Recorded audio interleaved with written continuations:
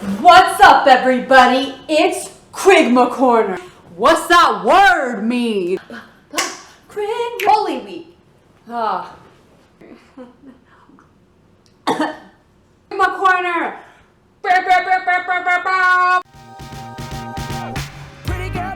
Pretty girl, you should be smiling. A girl like you should never look so blue. You're everything I see in my dreams. I wouldn't say that to you if it wasn't true. Hey SFY, thank you guys so much for joining me this Monday. You might be wondering what's Kerygma Korner. You probably are, because this is the first time we've ever done it. Kerygma Korner is going to be something that we do weekly. That's going to just be an opportunity for us to dive into the gospel for that day. Kerygma, if you guys remember from Life Teen, is the word we use in the Christian life for gospel. It means to proclaim or to herald something. So when we're talking about the Kerygma, we're talking about the good news of Jesus Christ and his salvation for the world. And what other time would be more fitting to start our Kerygma Korner than the Monday of Holy Week? Thank you guys so much for being here with us today. Let's rock and roll. It's Monday of Holy Week. In our gospel today, we see Jesus at the home of Mary, Martha, and Lazarus. Let's set up the story a little bit. Jesus has been with this family many times. We actually see them appear in our gospels on 3 separate accounts. Each time, Jesus saves. But here he is again. This scene seems so out of place. He's just raised Lazarus from the dead. He's comforted and healed Mary. He's taught and revealed his messianic plan for salvation to Martha, but here he is again. A week before his passion, death, and resurrection, reclining at table with his friends. Didn't he already save them?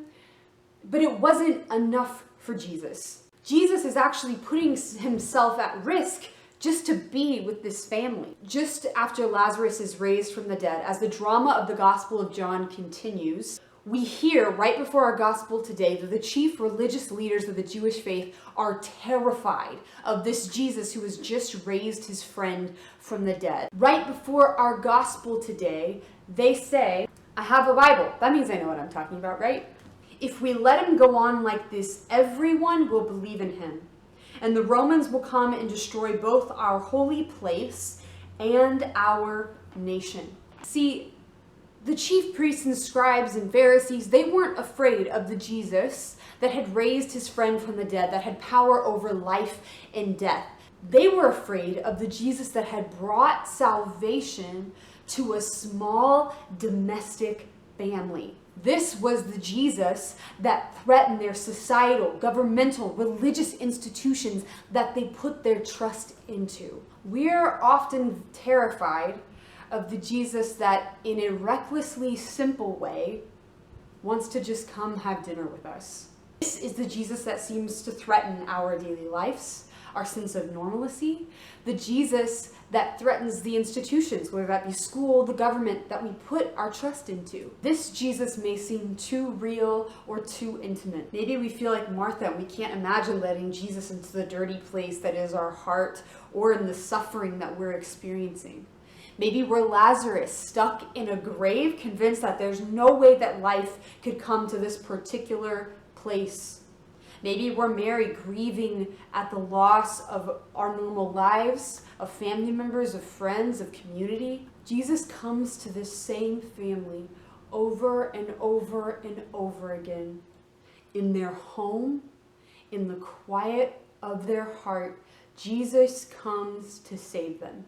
Yes, he performs a huge sign through this family, the raising of Lazarus from the dead, what becomes the final straw for the Jewish religious leaders to condemn him to death.